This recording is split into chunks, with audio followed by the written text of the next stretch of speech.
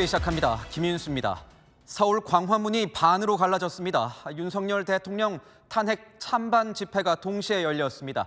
양측에는 각각 수만 명에 달하는 대규모 인파가 몰렸습니다. 불과 200여 미터를 사이에 두고 정반대 목소리가 터져 나오면서 한때 긴장감이 고조됐습니다. 현장 취재기자 연결하겠습니다. 자, 서창우 기자, 지금도 집회가 진행되고 있는 겁니까?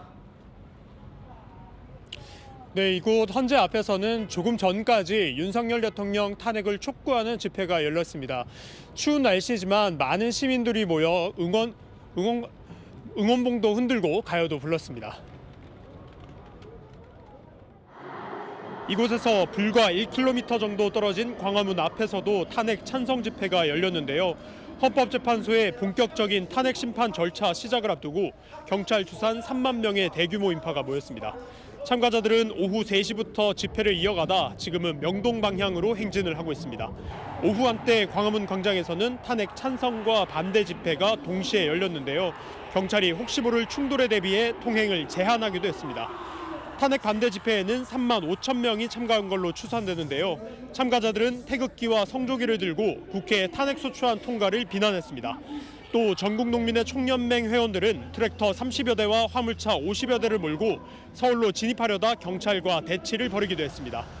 전농 측은 윤 대통령의 탄핵을 촉구하며 관저로 행진하겠다고 했지만 경찰이 남태령역 인근에 차벽을 세워 진입을 막은 겁니다. 이로 인해 과천대로 양방향이 통제되면서 심각한 교통정체가 빚어졌습니다. 여기가 막혔다고 죄송하다면서 내려달라고. 저도 약속 시간 지금 늦어가지고. 전농 측은 밤색 농성을 이어가겠다고 밝혔습니다. 지금까지 헌재 앞에서 전해드렸습니다. 헌법재판소는 일정 조정에 나섰습니다. 다음 주로 예정됐던 이진숙 방송통신위원장 이 탄핵 심판 일정을 다음 달로 미뤘습니다. 윤석열 대통령 탄핵 심판에 집중하기 위한 걸로 보입니다. 최승현 기자의 보도입니다. 헌법재판소가 오는 24일 예정됐던 이진숙 방송통신위원장의 탄핵 심판 마지막 변론을 내년 1월 15일로 미뤘습니다.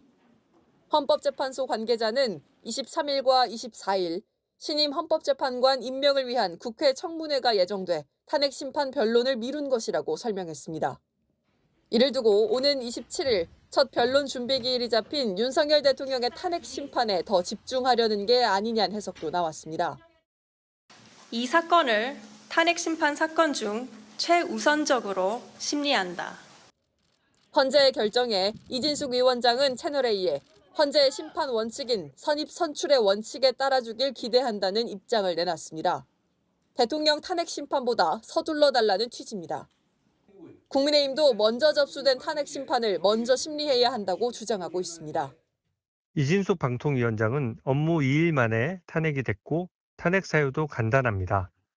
140일이나 재판 진행이 됐는데 이제 와서 재판에 늦추는 것은 부당하다고 생각합니다. 여권 내에선 윤 대통령 탄핵 심판만 왜 속도를 내느냐는 불만도 나옵니다. 야당은 현직 대통령 심사만으로 헌법재판소가 벅찬 상황이니 뒤로 미룬 것 아니겠냐고 설명했습니다. 채널A 뉴스 최승현입니다. 헌법재판소의 시계가 본격적으로 작동하기 위해선 탄핵 심판 접수 통지서를 윤석열 대통령 측이 수령해야 합니다. 현재 윤 대통령 측이 서류를 받지 않고 있어서 탄핵 심리가 늦어지는 것 아니냐는 관측도 나오고 있는데 헌법재판소는 서류가 송달되지 않더라도 송달된 것으로 간주하는 방식을 곧 결정지을 예정입니다. 이세하 기자가 취재했습니다. 헌법재판소는 지난 16일부터 탄핵 심판 통지서 등 각종 서류를 한남동 관저와 용산 대통령실에 수차례 보냈습니다. 인편과 우편, 전자우편 등 모든 방법을 썼지만 여전히 서류는 윤 대통령에게 배달되지 않은 상태입니다. 대통령에 대한 문서 송달 현황은 어제와 동일하게 아직 미배달 상태입니다. 현재는 윤 대통령 측이 계속 서류 송달을 받지 않더라도 27일 예정대로 윤 대통령 탄핵 사건 첫 변론 준비 기일을 진행한다는 방침입니다. 이를 위해 오는 월요일엔 우편물이 배달된 것으로 간주하는 송달 간주에 대한 입장을 밝힐 계획입니다. 그러니까 어제 송달에 대해서 논의를 했고 뭐 절차 진행한 다음에 그다음에 아마 공고관이 월요일쯤 기자님들한테 알려드리기로. 송달 간주에는 크게 3가지가 있습니다. 등기우편을 발송한 시점에 송달된 것으로 보거나 송달 장소에 서류를 두고 온 뒤 송달이 완료됐다고 간주할 수 있습니다. 헌재 게시판에 공시한 뒤 2주가 지나면 송달된 걸로 보는 방법도 있습니다. 다만 송달 간주로 탄핵 심판 절차를 시작하더라도 윤 대통령이 대리인단을 선임하지 않거나 불출석할 경우 재판 차질은 불가피할 전망입니다. 채널A 뉴스 이세아입니다. 현재 한덕수 대통령 권한대행은 내란 특검법과 김건희 여사 특검법, 헌법재판관 선임 문제를 두고 고심 중입니다. 여야 정치권의 상반된 입장에 권한대행이 끼어 있는 상황인데 여야가 참여하는 국정협의체가 출범하면 이 문제가 논의될 것으로 보입니다. 조민기 기자입니다. 여야와 국회의장, 한덕수 대통령 권한대행이 참여하는 국정안정협의체가 다음 주 초 출범할 걸로 예상됩니다. 국민의힘이 어제 참여를 결정하면서 속도가 붙은 겁니다. 민생과 안보 협의를 위한 여야정 협의체에 참여하기로 했습니다. 국회의장실 관계자는 내란 특검법, 김건희 여사 특검법 처리와 헌법재판관 임명권 등 현안부터 논의될 걸로 보인다고 밝혔습니다. 민주당은 한덕수 권한대행을 향해 김 여사 특검법 등 쌍특검법 수용, 헌법재판관 임명을 압박하며 탄핵 추진 가능성을 열어둔 바 있습니다. 한덕수 권한대행이 탄핵 민심을 무시하고 권한을 남용해 거부권을 행사한다면 응분의 대가를 치르게 될 것임을 엄중 경고합니다. 국민의힘은 아직 여야 원내대표 만남도 없었던 만큼 협의체 안건은 정해진 게 없다는 입장입니다. 협의체 참석자 범위도 조율해야 합니다. 어제 우원식 의장과 권성동 원내대표가 비공식 회동을 가졌는데 권 원내대표는 여야 원내대표 참여를 제안했지만 우 의장은 이재명 대표를 포함한 여야 대표가 참여해야 한다고 주장한 걸로 전해집니다. 여야는 이르면 내일부터 협의체 관련 실무 협의에 돌입합니다. 참석자와 의제 등 주도권을 둘러싼 힘겨루기를 본격화할 거란 관측이 나옵니다. 채널A 뉴스 조민기입니다. 네, 아는 기자 사회부 강병규 기자 나왔습니다. 자, 강 기자, 윤 대통령에 대한 이 헌재 심판 예정대로 진행되는 겁니까? 네, 엿새 뒤면 본격적인 탄핵 심판 절차가 시작될 걸로 보이는데요. 23일에는 탄핵 심판 관련 서류가 윤 대통령에게 송달된 것으로 보일지 헌재가 결정을 내리고요. 27일에는 윤 대통령 탄핵 심판 첫 변론 준비 기일이 열립니다. 윤 대통령이 탄핵 심판 서류 송달을 받지 않는 데다 변호인도 선임되지 않아서 탄핵 심판이 연기되는 것 아니냐는 관측도 나왔지만 헌재는 아직까지 변동이 없다고 밝혔습니다. 현재 민주당은 헌법재판소를 이 구인 체제로 완성시키는 일정을 서두르고 있는 것 아닙니까? 네, 23일부터 이틀 동안 야당 추천 2명, 여당 추천 1명의 헌법재판관 후보자에 대한 인사청문회가 열립니다. 민주당은 첫 변론 준비 기일인 27일 본회의를 열어 임명동의안을 처리하겠다는 계획인데요. 한덕수 대통령 권한대행의 재판관 임명을 촉구하고 있습니다. 민주당이 서두르는 이유는 판결의 정당성 확보 취지도 있겠지만 현행 6인 체제에서는 단 1명만 반대해도 대통령 탄핵이 기각되다 보니 국회 추천 3명을 하루빨리 임명해서 9인 체제로 가고자 한다는 분석도 나옵니다. 반면 여권은 대통령 권한대행에게는 헌법재판관 임명권이 없다며 반대하고 있습니다.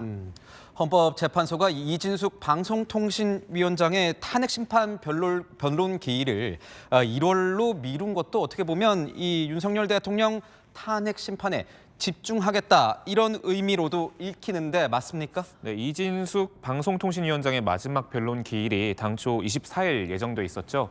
헌재가 내년 1월 15일로 연기했습니다. 헌재는 헌법재판관 후보자 인사청문회 준비 일정을 고려한 것이라고 설명을 했는데요.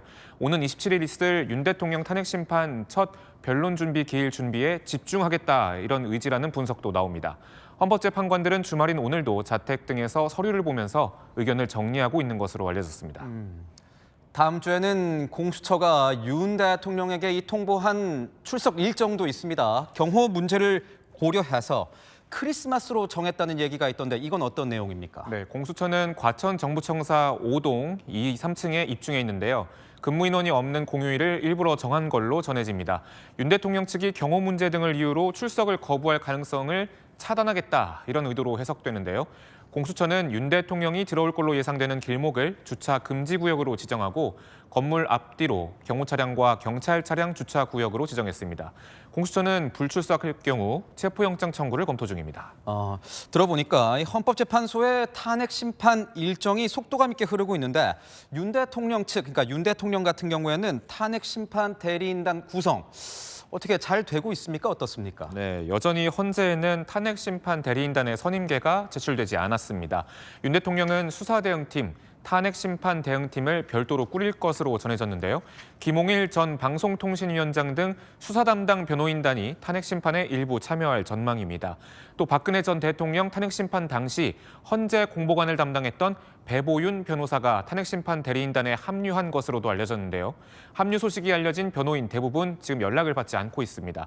수사와 탄핵 심판을 지연시키려 하는 의도가 아니냐 이런 분석도 나오고 있습니다.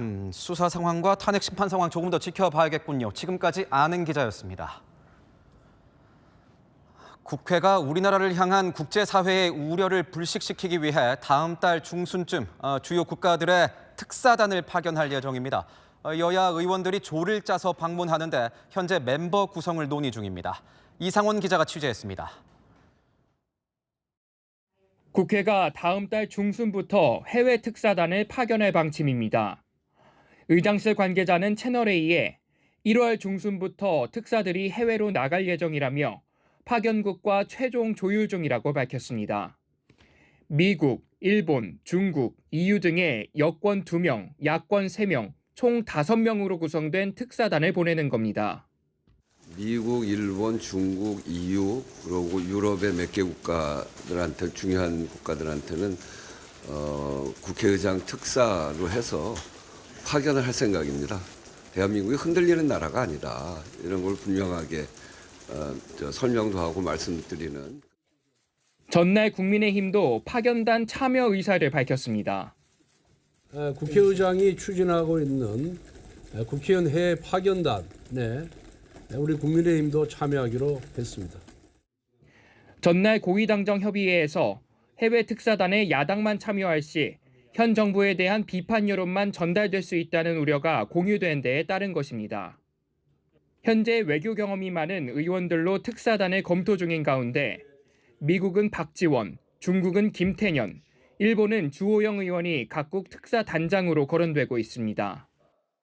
의장실 관계자는 대외 신뢰도가 낮아지는 것을 막기 위해 정확한 국내 상황을 특사들이 전달할 것이라고 말했습니다. 채널A 뉴스 이상원입니다. 한미 외교가 다시 정상 궤도에 복귀하는 모습입니다. 한덕수 대통령 권한대행 체제로 전환된 이후에 양국 외교 수장이 처음으로 통화를 했습니다. 한미 양측은 조속한 만남을 위해서 일정을 조율하기로 했습니다. 문예빈 기자입니다. 조태열 외교부 장관과 토니 블링컨 미 국무장관이 오늘 한덕수 대통령 권한대행 체제 후 처음으로 통화를 했습니다. 조 장관은 권한대행 체제 아래에서도 한미동맹이 흔들림 없이 유지 발전할 수 있도록 노력하자고 말했고, 블링컨 장관은 적극 동의하며 현재의 권한대행 체제에 대해 전적인 신뢰를 갖고 있다고 밝혔습니다. 또 블링컨 장관은 미국의 철통 같은 방위 공약은 변함없을 것이라며 바이든 행정부 임기 마지막까지 긴밀하게 소통하며 공조하자고 덧붙였습니다. 특히 양측이 통화에서 조속한 대면 협의를 위한 일정 조율도 언급하면서 고위급 대면 회담 진행도 조만간 이뤄질 것이란 관측이 나옵니다. 도널드 트럼프 미국 대통령 당선인이 다음 달 20일 취임을 앞두고 있는 만큼 블링컨 장관의 임기를 고려해 늦어도 다음 달 중순에는 대면 회담이 이뤄질 전망입니다. 조 장관과 블링컨 장관은 비상계엄 사태 직후였던 지난 6일에도 통화로 의견을 나눈 바 있는데 이번 통화에서도 한미동맹에 대한 확고한 의지를 재확인했습니다.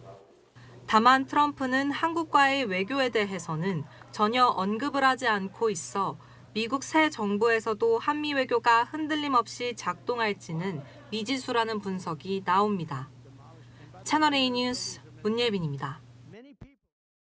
구속 기한이 일주일 정도 남은 김용현 전 국방장관 측이 돌연 검찰 수사가 조작됐다면서 문제를 삼고 나섰습니다. 검찰이 휴대전화 증거를 조작했다고 주장한 건데 검찰은 불가능하다고 일축했습니다. 우형기 기자의 보도입니다.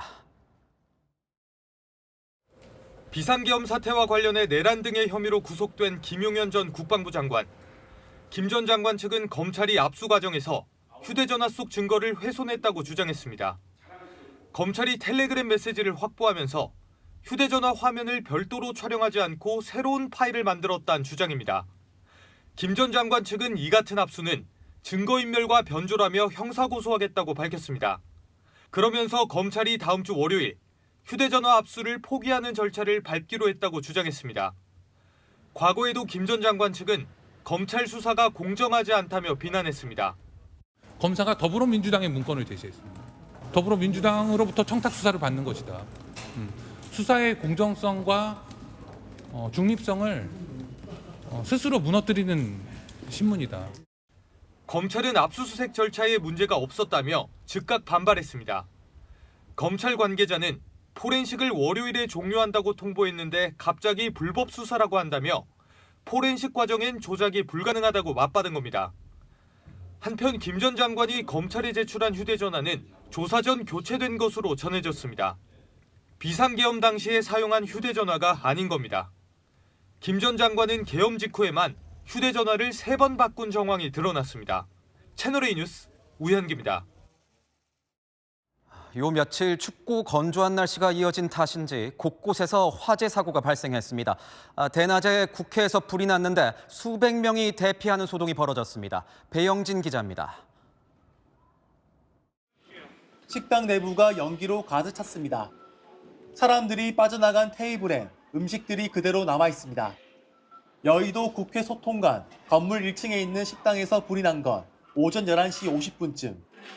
국회 소통관은 국회 기자단 기자실과 예시장 등이 있는 건물입니다. 결혼식에 참석한 하객들과 출입기자 등 400여 명이 대피했고 이 과정에서 6명이 연기를 마셔 현장 처치를 받았습니다. 11시 52분에 출동 6시 30분이니까 꽤 오래 걸렸죠. 시뻘건 불길이 건물 전체를 집어삼켰습니다. 소방대원들이 물을 뿌리며 화마와 사투를 벌입니다. 드라마 세트장에서 불이 난 건 새벽 2시 8분쯤. 소방당국은 대응 1단계를 발령한 끝에 2시간 만에 불길을 잡았습니다. 당시 세트장엔 아무도 없어 인명피해는 없었습니다. 이 세트장에선 전날 밤 늦게까지 드라마 촬영이 진행된 것으로 파악됩니다.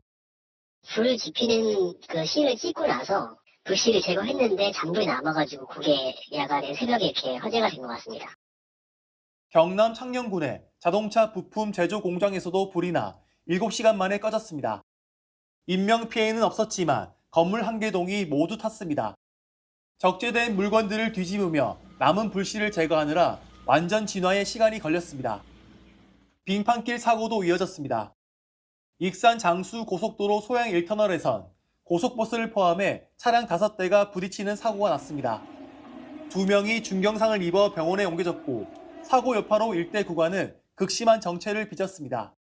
반대 방향에서도 차량들이 뒤엉키는 사고가 발생했지만 큰 피해는 없었습니다. 채널A 뉴스 배영진입니다.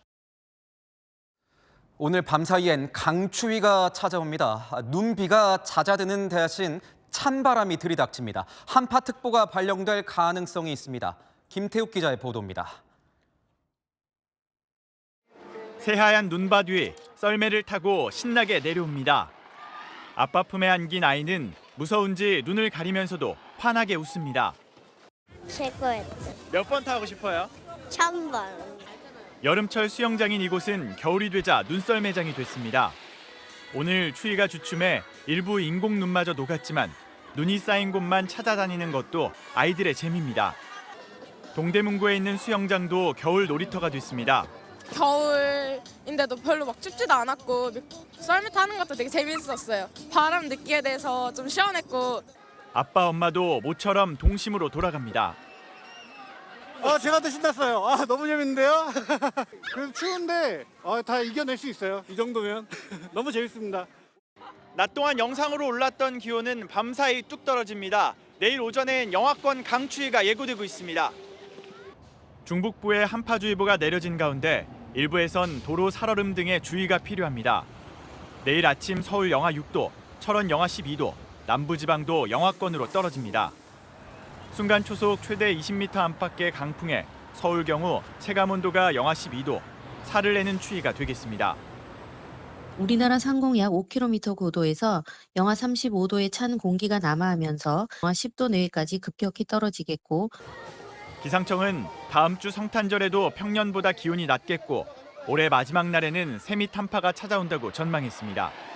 채널A 뉴스 김태욱입니다. 대만에선 국회의원들이 의회에 이 바리케이드를 쌓고 육탄전을 벌였습니다. 여소야대 전국에서 법 개정을 놓고 난투극을 벌인 겁니다. 정성원 기자입니다. 회의장 입구가 의자로 막혔습니다. 안으로 들어오려는 의원들과 이를 막으려는 의원들 사이에 몸싸움이 벌어집니다. 의장석을 차지하려는 의원을 다른 의원들이 몸으로 막아서고 발길질을 합니다. 급기야 물병도 날아듭니다.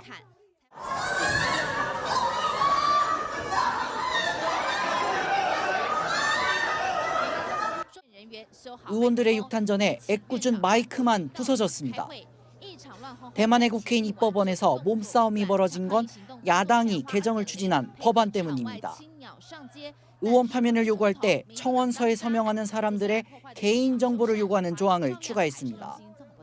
헌법재판소 결정 역시 총 인원의 과반 동의에서 3분의 2 이상 동의로 기준을 높였습니다. 그런데 현재 대만 헌법재판소 재판관 15명 중 7명이 공석입니다.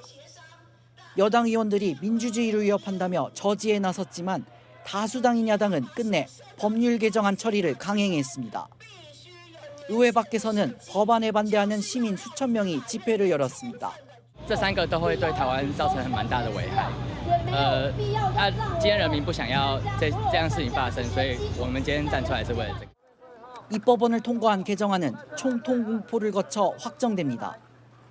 여당 소속인 라이칭더 총통이 법안을 다시 입법원으로 넘길 수 있지만 야당이 다시 가결시킬 가능성이 높습니다.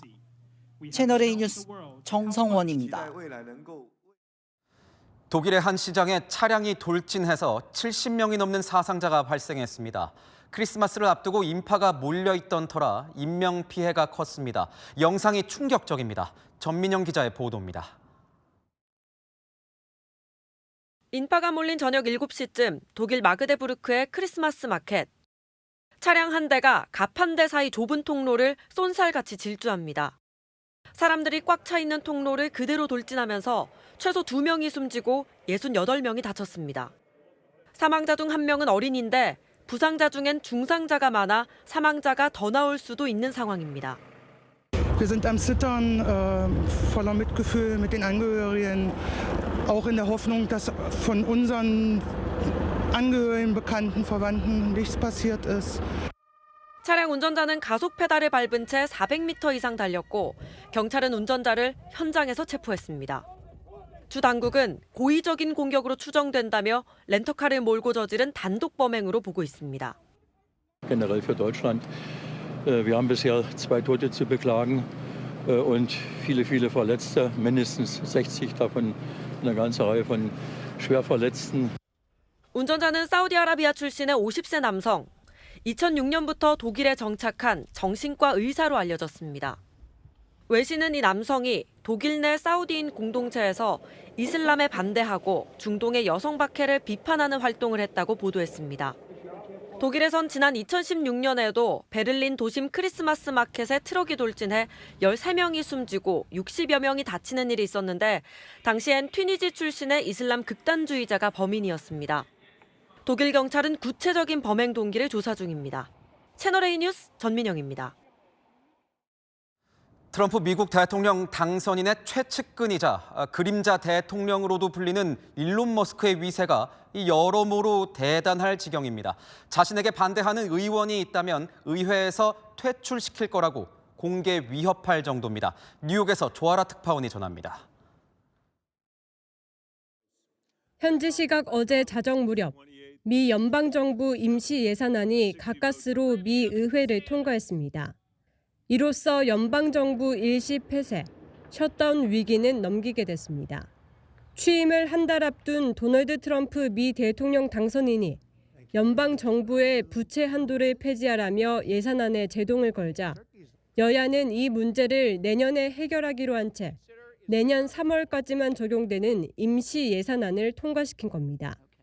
이 과정에서 트럼프 정부의 실세가 된 일론 머스크는 자신의 SNS에 예산안에 찬성하는 의원은 2년 안에 퇴출돼야 한다며 의원들을 압박했습니다. Elon Musk and I talked within about an hour ago, and we talked about the extraordinary challenges of this job. 민주당 내에선 머스크를 두고 사실상 공동 대통령이라고 비판하는 목소리도 나옵니다. That's why we negotiated the bill.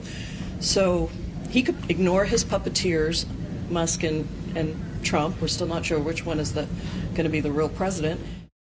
머스크는 이날 자신의 SNS에 독일 극우당인 독일을 위한 대안을 지지한다는 글도 올렸습니다. 내년 2월 독일 총선을 앞두고 선거 개입 시도라는 지적이 나오는 가운데 올라프 숄츠 독일 총리도 머스크를 에둘러 비판했습니다. Meinungsfreiheit, die gilt auch für Multimilliardäre, aber Meinungsfreiheit heißt auch, dass man Dinge sagen darf, die nicht richtig sind und keinen guten politischen Ratschlag beinhalten.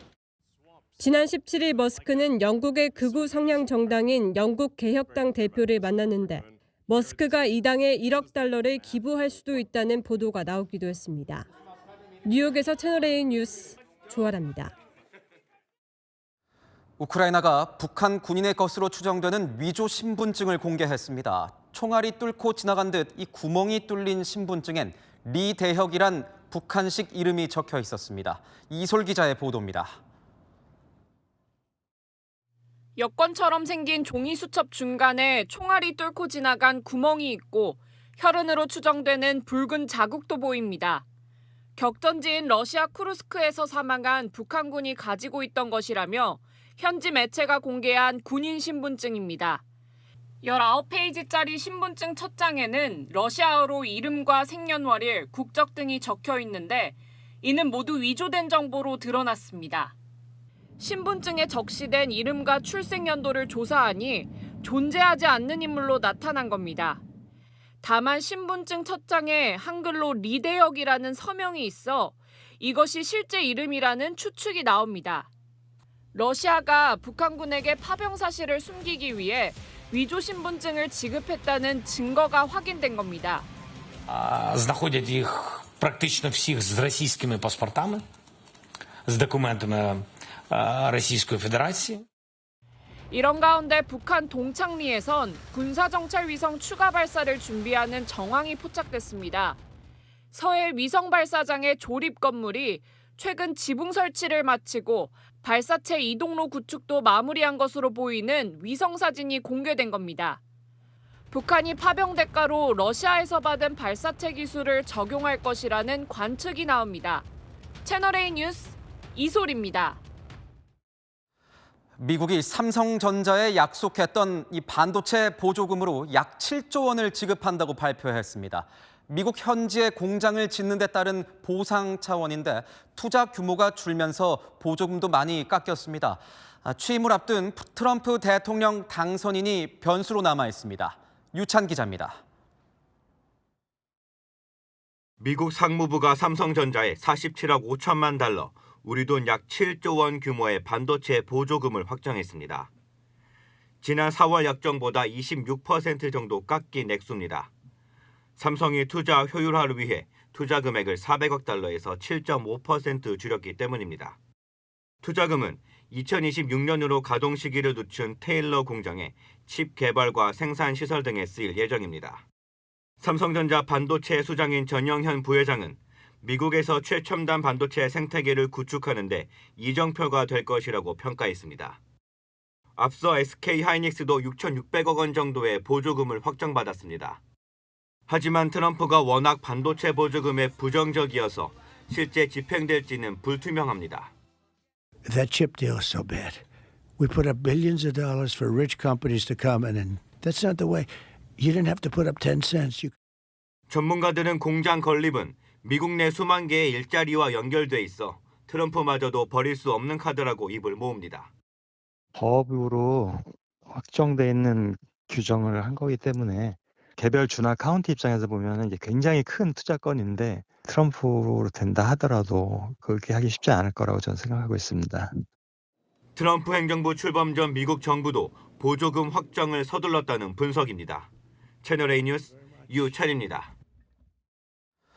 내년 상반기에 전공의로 일할 레지던트 1년차를 모집한 결과 모집 정원의 5%에 그쳤습니다. 산부인과는 단 한 명만 선발됐습니다. 의료 공백 사태는 계속될 것 같습니다. 홍란 기자입니다. 지역 소재 한 대학병원은 내년 상반기 레지던트 1년차 40여 명을 모집하는 공고를 냈습니다. 그런데 지원자가 한 명에 그치면서 비상이 걸렸습니다. 80%, 90% 선까지는 모집을 채웠는데 이런 경우는 이제 레지던트 1년차가 있어야지 인턴들이 또 들어올 수도 있는 여지가 생기는데 인턴도 조정하겠죠. 전국 181개 병원에서 내년 상반기 레지던트 1년차를 모집했는데 181명이 최종 선발됐습니다. 모집 인원 3,594명의 5% 수준입니다. 필수 의료 분야 기피는 더 심해졌습니다. 인기과로 꼽히는 성형외과가 12명이 선발돼 두 자릿수 충원율을 기록한 반면 신경과와 흉부외과는 2명, 산부인과는 모집 인원 188명 중 단 1명만 선발됐습니다. 앞으로는 산부인과가 사라질 가능성이 지방에 연세 많으신 분들만 남아있고 이분들도 퇴임하고 나면 그 맥락이 완전히 더 중단될 것으로 생각됩니다. 한 사직 전공의는 상황이 바뀐 게 없으니 돌아갈 이유가 없다며 정부의 태도 변화 없이는 사태가 장기화될 것이라고 밝혔습니다. 의료대란 해법을 논의하던 여야의정협의체가 사실상 해체된 상태에서 내년에도 의료 공백이 계속될 거란 관측이 나옵니다. 채널A 뉴스 홍란입니다. 제품을 구매하기 전에 온라인에서 사용 후기를 찾아보곤 합니다. 실감나는 후기에 이 구매 버튼을 누르곤 하는데 이런 후기를 전문적으로 조작하는 업체들이 판을 치고 있습니다. 사건 현장 360 강보인 기자입니다.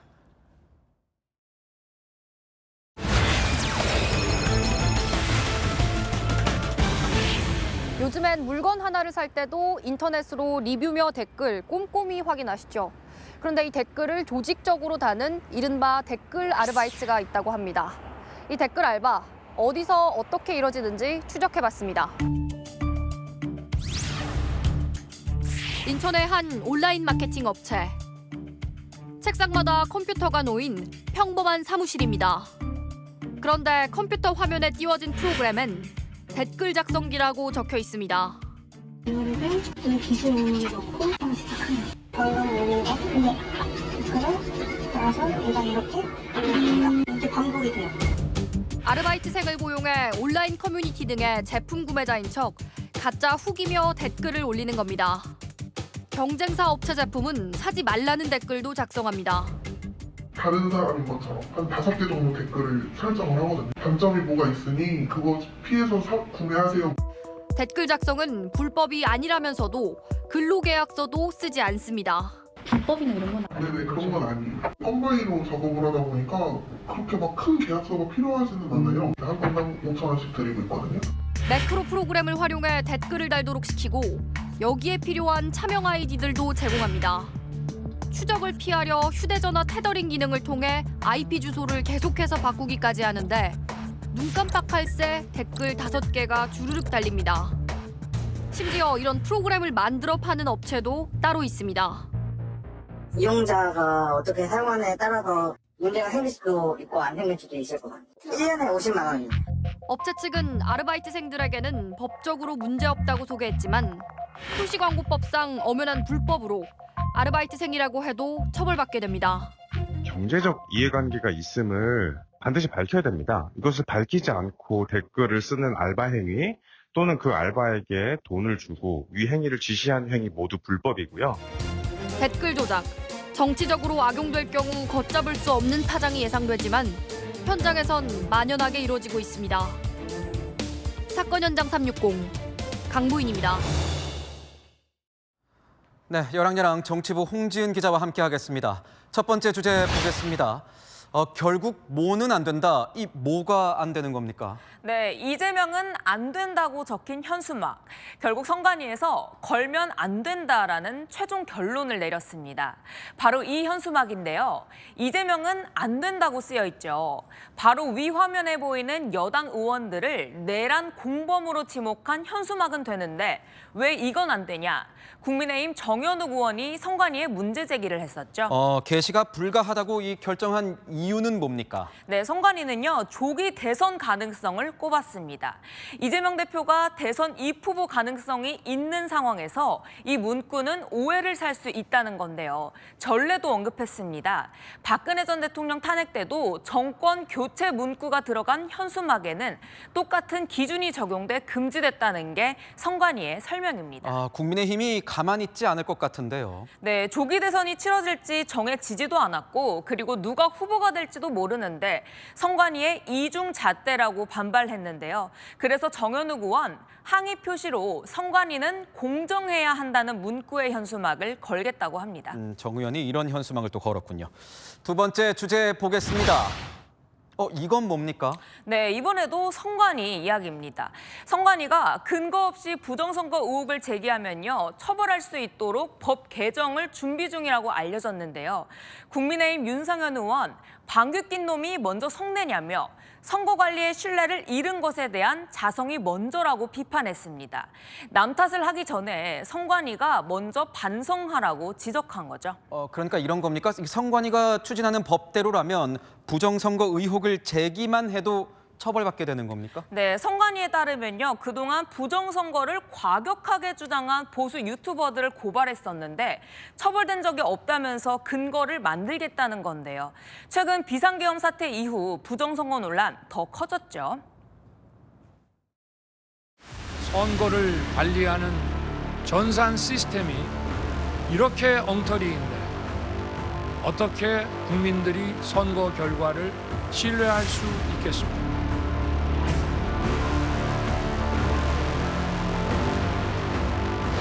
현재 기술적으로는 본격적으로도 힘들고 불가능하다고 생각을 합니다. 네, 선관위가 여야 의원들에게 이 법을 만들어달라며 의견서를 보냈다고 하니까요. 공은 국회로 넘어왔고 여야 논의를 지켜봐야겠습니다. 여야 상황 지켜보겠습니다. 마지막 주제 보겠습니다. 아싸의 치열함. 아싸라고 하면 이 아웃사이더의 준말인데 이 아싸는 누굴 말하는 겁니까? 네, 홍준표 대구시장이 쓴 글입니다. 지지자들과의 소통 채널에서 지지율이 올랐는데 비결이 뭐냐는 질문에 아웃사이더의 치열함이라고 답했습니다. 자신은 보수정당 주류가 아니었다. 아웃사이더로 현재 계엄, 탄핵 책임론에서 자유롭다는 점을 강조한 겁니다. 요즘 보니까 이 홍 시장이 요새 부쩍 대선 출마를 시사하는 경우가 많아진 것 같습니다. 네, 오늘 SNS에는요. 3년 전 이재명이 되면 나라가 망하고 윤석열이 되면 혼란해질 거다. 자신이 이렇게 예견했는데 딱 들어맞았다고 썼고요. 다행스러운 건 상대가 범죄자라며 이재명 대표를 겨냥하기도 했습니다. 나는 이 당을 30년 지켜온 사람. 용병들이 이 당에 대한 예정이 있겠나 이 말.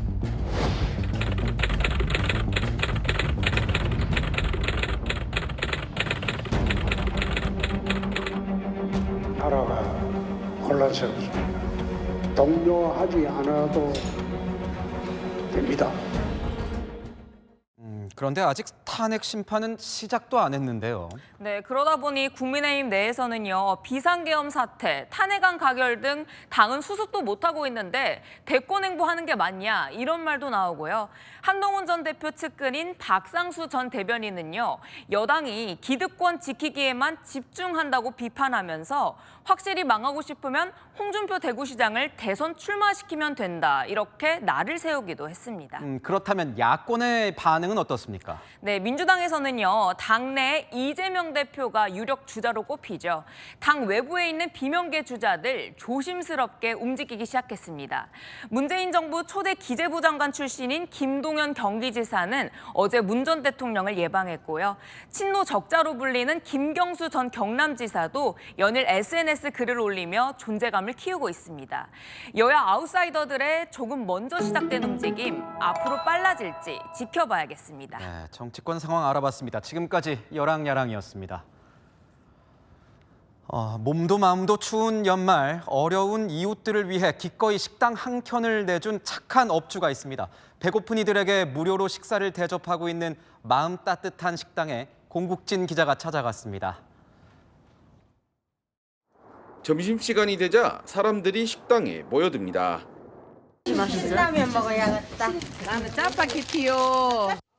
라면이 익으면서 맛있는 냄새가 가득 찹니다. 빛이 된 밥과 반찬도 원하는 대로 먹을 수 있습니다. 그런데 식당엔 카운터도 돈을 받는 직원도 없습니다. 형편이 어려운 이웃에게 무료로 개방된 나눔 식당입니다. 횟집을 운영하는 조종선 씨가 가게 일부를 분리해 지난달 문을 열었습니다. 매일 점심시간 운영하는데 하루 30-40명이 찾고 있습니다. 무료로 이런 음식을 제공해 주신다는 게 너무너무 감사하고 너무 훈훈하고. 우연히 만난 한 외국인 근로자의 하소연이 발단이 됐습니다. 인도에서 온 친구가 하나 있었는데 뭐 밥값도 없고 6개월 봉급도 못 받았다고 하면서 그런 친구들이 와서 이렇게 먹을 수 있는 공간이 있으면 정말 좋겠다는 생각에서. 선행이 알려지면서 지역사회의 후원도 이어지고 있습니다. 쌀과 라면, 반찬 지원은 물론 주변 상인들도 나눔 식당 2호점과 3호점을 다음 달 열기로 했습니다. 아버지가 그러다 하는 모습을 많이 봤거든요. 장사가 더 잘 되면 더 좋은 일도 많이 할 거고. 유독 춥고 어려운 연말이지만 어려운 이웃을 돕는 온정은 여전히 따뜻했습니다. 채널A 뉴스 공진입니다. 중북부 중심으로 몰아치던 눈보라는 대부분 잦아들었습니다. 밤이면 거의 그치겠고요. 전남 서해안과 제주에만 내일까지 눈이 더 옵니다. 눈구름 뒤로 찬 공기가 밀고 들어와 밤사이 기온이 급격히 떨어집니다. 서울의 아침 기온 영하 6도를 보이겠고요. 강한 바람의 체감온도는 영하 12도로 곤두박질 치겠습니다. 경기 북부와 강원, 충북에는 한파주의보가 내려졌습니다. 내일 내륙지방은 맑겠지만 동해안으로는 대기가 건조합니다. 바람이 강해서 화재 예방에 더욱 신경 쓰셔야 합니다. 내일 아침 기온은 춘천 영하 11도, 전주와 대구 영하 4도로 남부지방도 영하권입니다. 한낮에는 강릉 5도, 울산과 여수 6도로 오늘보다 낮겠습니다. 성탄절 전날과 당일 눈 소식은 없고 기온은 평년보다 낮아서 춥겠습니다. 날씨였습니다. 잠시 공백 상태였던 우리 외교가 다시 시동을 걸었습니다. 국회는 주요국에 특사단을 보내기로 했고 한미 외교 장관도 곧 만날 걸로 보입니다. 국익 앞엔 여야가 따로 없습니다. 마침표 찍겠습니다. 초당적 외교 정상화. 뉴스에이 마칩니다. 고맙습니다.